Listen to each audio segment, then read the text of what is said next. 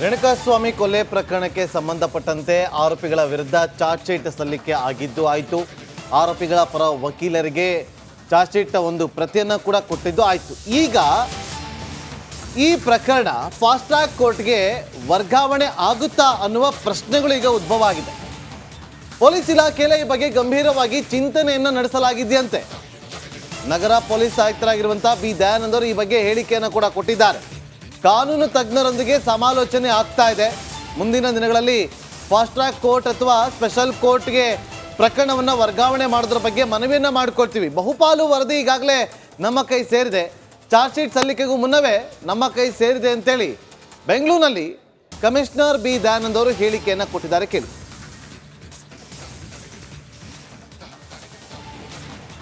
ಜೈಲು ಇದ್ರ ಬಗ್ಗೆ ಈಗಾಗಲೇ ಗೊತ್ತಿರೋಗೆ ತನಿಖೆ ನಡೀತಾ ಇದೆ. 3 ಪ್ರಕರಣ ದಾಖಲಾಗಿದೆ. ಅದರ ತನಿಖೆಯನ್ನು ನಮ್ಮ ಸೌತ್ ಈಸ್ಟ್ ವಿಭಾಗದವರು ಮಾಡ್ತಾ ಇದ್ದಾರೆ. ಜೊತೆಗೆ ಒಂದು ವಿಚಾರಣೆಯನ್ನು ರಾಜ್ಯ ಸರ್ಕಾರದಿಂದ ಘೋಷಿಸಲಾಗಿದೆ. ಅದನ್ನು ನಮ್ಮ ಅಡಿಷನಲ್ CP ಕ್ರೈಮ್ ಚಂದ್ರಗುಪ್ತ ಅವರು ಮಾಡ್ತಾರೆ. ಡಿಪಾರ್ಟ್ಮೆಂಟ್ ಥರ ಓವರಾಲ್ ವಿಚಾರಣೆ ಸಮಗ್ರವಾಗಿ ಅಲ್ಲಿ ಇದರಲ್ಲಿ ಜೈಲಿನಲ್ಲಿ ಇರ್ತಕ್ಕಂಥ ಲೂಪ್ ಹೋಲ್ಸ್ ಏನಾದರೂ ಇರ್ತಾ, ಯಾಕೆ ಏನಾಗಿದೆ, ಹೇಗಾಗಿದೆ, ಯಾಕಾಗಿದೆ, ಮತ್ತು ಅದಕ್ಕೆ ಬೇಕಾಗಿರ್ತಕ್ಕಂಥ ಏನು ಕ್ರಮಗಳನ್ನು ಕೈಗೊಳ್ಳಬೇಕು ಇವುಗಳನ್ನೆಲ್ಲ ಪ್ಲಗ್ ಮಾಡಲಿಕ್ಕೆ ಅನ್ನೋದ್ರ ಬಗ್ಗೆ CFSನಿಂದ ಕೆಲವು ವರದಿಗಳು ಇನ್ನೂ ಬರಬೇಕು. ನಾನು ಕೇಳಿಲ್ಲ. CFSನಿಂದ ಕೆಲವು ವರದಿಗಳು ಬರೋದಿದೆ. ಬಟ್ ಅದೇನು ಪ್ರಮುಖವಾಗಿ ಏನು ಬೇಕಾಗಿತ್ತು ನಮಗೆ ಎಲ್ಲ ಸಾಕ್ಷಿ ಆಧಾರಗಳು ಈಗಾಗಲೇ ದೊರಕಿರೋದ್ರಿಂದ ನಮಗೆ ಗೊತ್ತಿರೋ ಹಾಗೆ ನಾವು ಪ್ರಕರಣದ ಅಂತಿಮ ವರದಿ ಮತ್ತಷ್ಟು ಮಾಹಿತಿಯನ್ನು ಕೊಡೋದಕ್ಕೆ ನಮ್ಮ ಕ್ರೈಮ್ ರಿಪೋರ್ಟರ್ ಧ್ರುವರಾಜ್ ಈಗ ಲೈವ್ನಲ್ಲಿ ಜಾಯ್ನ್ ಆಗಿದ್ದಾರೆ. ಧ್ರುವರಾಜ್, ಯಾವಾಗ ಫಾಸ್ಟ್ ಟ್ರ್ಯಾಕ್ ಕೋರ್ಟ್ಗೆ ವರ್ಗಾವಣೆ ಆಗ್ಬೋದು? ಪೊಲೀಸ್ ಇಲಾಖೆಯ ಪ್ಲಾನ್ ಏನಾಗಿದೆ? ನಾಗೇಂದ್ರ, ಮುಖ್ಯವಾಗಿ ಈಗ ಸದ್ಯ ರೇಣುಕಾಸ್ವಾಮಿ ಹತ್ಯೆ ಕೇಸ್ನ ಸಂಪೂರ್ಣ ಒಂದು ಚಾರ್ಜ್ ಶೀಟ್ ಅನ್ನ ಈಗ ಸದ್ಯ ಪೊಲೀಸರು ಸಲ್ಲಿಕೆ ಮಾಡಿದ್ದಾರೆ. ಹೀಗಾಗಿ ಈ ಎವಿಡೆನ್ಸ್ಗಳು ಹಾಗೆ ಈ ಒಂದು ಎವಿಡೆನ್ಸ್ಗಳು ಫ್ರೆಶ್ ಇರುವಂತಹ ಸಂದರ್ಭದಲ್ಲೇ ಈ ಒಂದು ಕೋರ್ಟ್ನಲ್ಲಿ ವಿಚಾರಣೆ ಆಗಿ ತೀರ್ಪು ಬಂದರೆ ಈ ಆರೋಪಿಗಳಿಗೆ ಶಿಕ್ಷೆ ಕೊಡಿಸ್ಲಿಕ್ಕೆ ಅನುಕೂಲ ಆಗುತ್ತೆ ಎನ್ನುವಂತಹ ನಿಟ್ಟಿನಲ್ಲಿ ಆಲೋಚನೆ ಮಾಡಿರುವಂತಹ ಪೊಲೀಸರು ಈಗ ಫಾಸ್ಟ್ ಟ್ರ್ಯಾಕ್ ಕೋರ್ಟ್ ಅಥವಾ ಸ್ಪೆಷಲ್ ಕೋರ್ಟ್ಗೆ ಮನವಿಯನ್ನ ಕೂಡ ಮಾಡಿಕೊಂಡಿದ್ದಾರೆ. ಈ ಮನವಿ ಮಾಡಬೇಕು ಅಂತ ಚಿಂತನೆಯನ್ನ ನಡೆಸಿದ್ದಾರೆ. ಇದಕ್ಕೆ ಸಂಬಂಧಪಟ್ಟ ಹಾಗೆ ಕಾನೂನು ತಜ್ಞರ ಮೊರೆ ಹೋಗಿದ್ದು ಯಾವೆಲ್ಲ ಆಯ್ಕೆಗಳಿದ್ದಾವೆ, ಯಾವ ರೀತಿ ನಾವು ಮನವಿಯನ್ನ ಮಾಡಿಕೊಂಡ್ರೆ ಒಪ್ಕೋಬಹುದು ಎನ್ನುವಂತ ಒಂದು ಗಂಭೀರವಾದ ಚಿಂತನೆಯನ್ನ ಕೂಡ ಮಾಡಿದ್ದಾರೆ. ಈಗಾಗಲೇ ಕೆಲವೊಂದಿಷ್ಟು ಕಾನೂನು ತಜ್ಞರ ಜೊತೆ ಚರ್ಚೆಯನ್ನ ಕೂಡ ನಡೆಸಿದ್ದಾರೆ. ಒಂದ್ ವೇಳೆ ಫಾಸ್ಟ್ ಟ್ರ್ಯಾಕ್ ಕೋರ್ಟ್ಗೆ ಅನುಮತಿ ಸಿಕ್ಕಿದ್ರೆ ಈ ಒಂದು ಕೇಸ್ನ ಟ್ರಯಲ್ ಆದಷ್ಟು ಬೇಗ ಮುಗಿಯುತ್ತೆ, ಇಲ್ಲದಿದ್ರೆ ತಡ ಆಗುತ್ತೆ ಎನ್ನುವಂತ ಒಂದೇ ಒಂದು ಆಲೋಚನೆಯಲ್ಲಿ ಪೊಲೀಸರು ಈ ತರಹದ ಒಂದು ಚಿಂತನೆಯನ್ನ ನಡೆಸಿದ್ದಾರೆ. Nagendra, okay, thank you Dhruvaraj ನಿಮ್ಮೆಲ್ಲ ಮಾಹಿತಿಗಾಗಿ.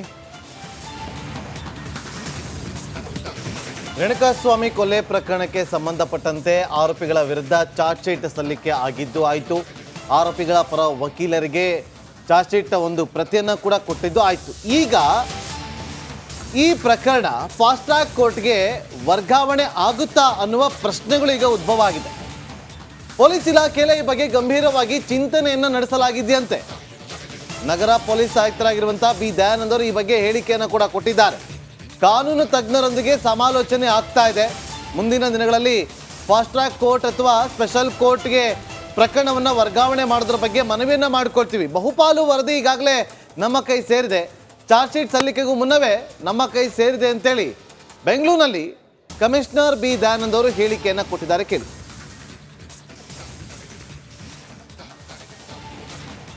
ಜೈಲು ಇದ್ರ ಬಗ್ಗೆ ಈಗಾಗಲೇ ಗೊತ್ತಿರೋಗೆ ತನಿಖೆ ನಡೀತಾ ಇದೆ. 3 ಪ್ರಕರಣ ದಾಖಲಾಗಿದೆ. ಅದರ ತನಿಖೆಯನ್ನು ನಮ್ಮ ಸೌತ್ ಈಸ್ಟ್ ವಿಭಾಗದವರು ಮಾಡ್ತಾ ಇದ್ದಾರೆ. ಜೊತೆಗೆ ಒಂದು ವಿಚಾರಣೆಯನ್ನು ರಾಜ್ಯ ಸರ್ಕಾರದಿಂದ ಘೋಷಿಸಲಾಗಿದೆ. ಅದನ್ನು ನಮ್ಮ ಅಡಿಷನಲ್ CP ಕ್ರೈಮ್ ಚಂದ್ರಗುಪ್ತ ಅವರು ಮಾಡ್ತಾರೆ. ಡಿಪಾರ್ಟ್ಮೆಂಟ್ ಥರ ಓವರಾಲ್ ವಿಚಾರಣೆ ಸಮಗ್ರವಾಗಿ ಅಲ್ಲಿ ಇದರಲ್ಲಿ ಜೈಲಿನಲ್ಲಿ ಇರ್ತಕ್ಕಂಥ ಲೂಪ್ ಹೋಲ್ಸ್ ಏನಾದರೂ ಇರ್ತಾ, ಯಾಕೆ ಏನಾಗಿದೆ, ಹೇಗಾಗಿದೆ, ಯಾಕಾಗಿದೆ, ಮತ್ತು ಅದಕ್ಕೆ ಬೇಕಾಗಿರ್ತಕ್ಕಂಥ ಏನು ಕ್ರಮಗಳನ್ನು ಕೈಗೊಳ್ಳಬೇಕು ಇವುಗಳನ್ನೆಲ್ಲ ಪ್ಲಗ್ ಮಾಡಲಿಕ್ಕೆ ಅನ್ನೋದ್ರ ಬಗ್ಗೆ CFSನಿಂದ ಕೆಲವು ವರದಿಗಳು ಇನ್ನೂ ಬರಬೇಕು. ನಾನು ಕೇಳಿಲ್ಲ. CFSನಿಂದ ಕೆಲವು ವರದಿಗಳು ಬರೋದಿದೆ. ಬಟ್ ಅದೇನು ಪ್ರಮುಖವಾಗಿ ಏನು ಬೇಕಾಗಿತ್ತು ನಮಗೆ ಎಲ್ಲ ಸಾಕ್ಷಿ ಆಧಾರಗಳು ಈಗಾಗಲೇ ದೊರಕಿರೋದ್ರಿಂದ ನಮಗೆ ಗೊತ್ತಿರೋ ಹಾಗೆ ನಾವು ಪ್ರಕರಣದ ಅಂತಿಮ ವರದಿ ಮತ್ತಷ್ಟು ಮಾಹಿತಿಯನ್ನು ಕೊಡೋದಕ್ಕೆ ನಮ್ಮ ಕ್ರೈಮ್ ರಿಪೋರ್ಟರ್ ಧ್ರುವರಾಜ್ ಈಗ ಲೈವ್ನಲ್ಲಿ ಜಾಯ್ನ್ ಆಗಿದ್ದಾರೆ. ಧ್ರುವರಾಜ್, ಯಾವಾಗ ಫಾಸ್ಟ್ ಟ್ರ್ಯಾಕ್ ಕೋರ್ಟ್ಗೆ ವರ್ಗಾವಣೆ ಆಗ್ಬೋದು?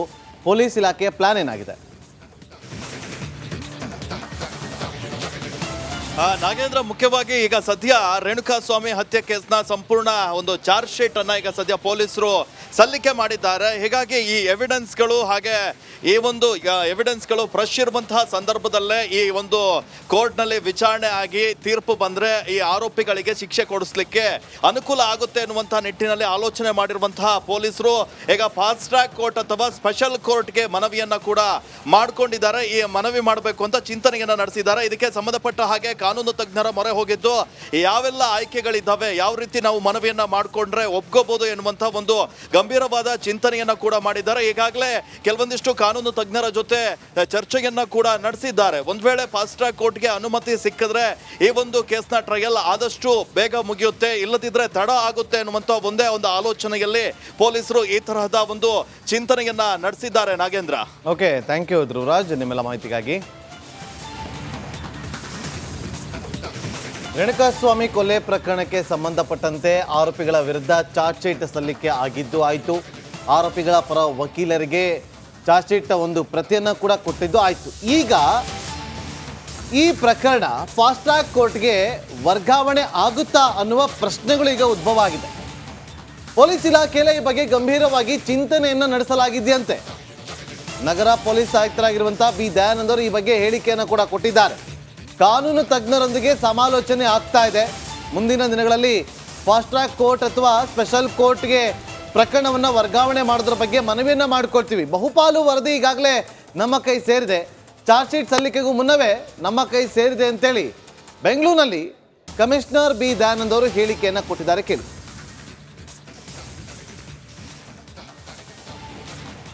ಜೈಲು ಇದ್ರ ಬಗ್ಗೆ ಈಗಾಗಲೇ ಗೊತ್ತಿರೋಗೆ ತನಿಖೆ ನಡೀತಾ ಇದೆ. 3 ಪ್ರಕರಣ ದಾಖಲಾಗಿದೆ. ಅದರ ತನಿಖೆಯನ್ನು ನಮ್ಮ ಸೌತ್ ಈಸ್ಟ್ ವಿಭಾಗದವರು ಮಾಡ್ತಾ ಇದ್ದಾರೆ. ಜೊತೆಗೆ ಒಂದು ವಿಚಾರಣೆಯನ್ನು ರಾಜ್ಯ ಸರ್ಕಾರದಿಂದ ಘೋಷಿಸಲಾಗಿದೆ. ಅದನ್ನು ನಮ್ಮ ಅಡಿಷನಲ್ CP ಕ್ರೈಮ್ ಚಂದ್ರಗುಪ್ತ ಅವರು ಮಾಡ್ತಾರೆ. ಡಿಪಾರ್ಟ್ಮೆಂಟ್ ಥರ ಓವರಾಲ್ ವಿಚಾರಣೆ ಸಮಗ್ರವಾಗಿ ಅಲ್ಲಿ ಇದರಲ್ಲಿ ಜೈಲಿನಲ್ಲಿ ಇರ್ತಕ್ಕಂಥ ಲೂಪ್ ಹೋಲ್ಸ್ ಏನಾದರೂ ಇತ್ತಾ, ಯಾಕೆ ಏನಾಗಿದೆ, ಹೇಗಾಗಿದೆ, ಯಾಕಾಗಿದೆ, ಮತ್ತು ಅದಕ್ಕೆ ಬೇಕಾಗಿರ್ತಕ್ಕಂಥ ಏನು ಕ್ರಮಗಳನ್ನು ಕೈಗೊಳ್ಳಬೇಕು ಇವುಗಳನ್ನೆಲ್ಲ ಪ್ಲಗ್ ಮಾಡಲಿಕ್ಕೆ ಅನ್ನೋದ್ರ ಬಗ್ಗೆ CFSನಿಂದ ಕೆಲವು ವರದಿಗಳು ಇನ್ನೂ ಬರಬೇಕು. ನಾನು ಕೇಳಿಲ್ಲ. CFSನಿಂದ ಕೆಲವು ವರದಿಗಳು ಬರೋದಿದೆ. ಬಟ್ ಅದೇನು ಪ್ರಮುಖವಾಗಿ ಏನು ಬೇಕಾಗಿತ್ತು ನಮಗೆ ಎಲ್ಲ ಸಾಕ್ಷಿ ಆಧಾರಗಳು ಈಗಾಗಲೇ ದೊರಕಿರೋದ್ರಿಂದ ನಮಗೆ ಗೊತ್ತಿರೋ ಹಾಗೆ ನಾವು ಪ್ರಕರಣದ ಅಂತಿಮ ಮತ್ತಷ್ಟು ಮಾಹಿತಿಯನ್ನು ಕೊಡೋದಕ್ಕೆ ನಮ್ಮ ಕ್ರೈಮ್ ರಿಪೋರ್ಟರ್ ಧ್ರುವರಾಜ್ ಈಗ ಲೈವ್ನಲ್ಲಿ ಜಾಯ್ನ್ ಆಗಿದ್ದಾರೆ. ಧ್ರುವರಾಜ್, ಯಾವಾಗ ಫಾಸ್ಟ್ ಟ್ರ್ಯಾಕ್ ಕೋರ್ಟ್ಗೆ ವರ್ಗಾವಣೆ ಆಗ್ಬೋದು?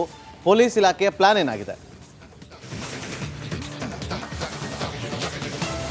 ನಾಗೇಂದ್ರ, ಮುಖ್ಯವಾಗಿ ಈಗ ಸದ್ಯ ರೇಣುಕಾಸ್ವಾಮಿ ಹತ್ಯೆ ಕೇಸ್ನ ಸಂಪೂರ್ಣ ಒಂದು ಚಾರ್ಜ್ ಶೀಟ್ ಅನ್ನ ಈಗ ಸದ್ಯ ಪೊಲೀಸರು ಸಲ್ಲಿಕೆ ಮಾಡಿದ್ದಾರೆ. ಹೀಗಾಗಿ ಈ ಎವಿಡೆನ್ಸ್ಗಳು ಹಾಗೆ ಈ ಒಂದು ಎವಿಡೆನ್ಸ್ಗಳು ಫ್ರೆಶ್ ಇರುವಂತಹ ಸಂದರ್ಭದಲ್ಲೇ ಈ ಒಂದು ಕೋರ್ಟ್ನಲ್ಲಿ ವಿಚಾರಣೆ ಆಗಿ ತೀರ್ಪು ಬಂದ್ರೆ ಈ ಆರೋಪಿಗಳಿಗೆ ಶಿಕ್ಷೆ ಕೊಡಿಸ್ಲಿಕ್ಕೆ ಅನುಕೂಲ ಆಗುತ್ತೆ ಎನ್ನುವಂತಹ ನಿಟ್ಟಿನಲ್ಲಿ ಆಲೋಚನೆ ಮಾಡಿರುವಂತಹ ಪೊಲೀಸರು ಈಗ ಫಾಸ್ಟ್ ಟ್ರ್ಯಾಕ್ ಕೋರ್ಟ್ ಅಥವಾ ಸ್ಪೆಷಲ್ ಕೋರ್ಟ್ಗೆ ಮನವಿಯನ್ನ ಕೂಡ ಮಾಡ್ಕೊಂಡಿದ್ದಾರೆ. ಈ ಮನವಿ ಮಾಡಬೇಕು ಅಂತ ಚಿಂತನೆಯನ್ನ ನಡೆಸಿದ್ದಾರೆ. ಇದಕ್ಕೆ ಸಂಬಂಧಪಟ್ಟ ಹಾಗೆ ಕಾನೂನು ತಜ್ಞರ ಮೊರೆ ಹೋಗಿದ್ದು ಯಾವೆಲ್ಲ ಆಯ್ಕೆಗಳಿದ್ದಾವೆ, ಯಾವ ರೀತಿ ನಾವು ಮನವಿಯನ್ನ ಮಾಡಿಕೊಂಡ್ರೆ ಒಪ್ಕೋಬಹುದು ಎನ್ನುವಂತ ಒಂದು ಗಂಭೀರವಾದ ಚಿಂತನೆಯನ್ನ ಕೂಡ ಮಾಡಿದ್ದಾರೆ. ಈಗಾಗಲೇ ಕೆಲವೊಂದಿಷ್ಟು ಕಾನೂನು ತಜ್ಞರ ಜೊತೆ ಚರ್ಚೆಯನ್ನ ಕೂಡ ನಡೆಸಿದ್ದಾರೆ. ಒಂದ್ ವೇಳೆ ಫಾಸ್ಟ್ ಟ್ರ್ಯಾಕ್ ಕೋರ್ಟ್ಗೆ ಅನುಮತಿ ಸಿಕ್ಕಿದ್ರೆ ಈ ಒಂದು ಕೇಸ್ನ ಟ್ರಯಲ್ ಆದಷ್ಟು ಬೇಗ ಮುಗಿಯುತ್ತೆ, ಇಲ್ಲದಿದ್ರೆ ತಡ ಆಗುತ್ತೆ ಎನ್ನುವಂತ ಒಂದೇ ಒಂದು ಆಲೋಚನೆಯಲ್ಲಿ ಪೊಲೀಸರು ಈ ತರಹದ ಒಂದು ಚಿಂತನೆಯನ್ನ ನಡೆಸಿದ್ದಾರೆ. Nagendra, okay, thank you Dhruvaraj ನಿಮ್ಮೆಲ್ಲ ಮಾಹಿತಿಗಾಗಿ.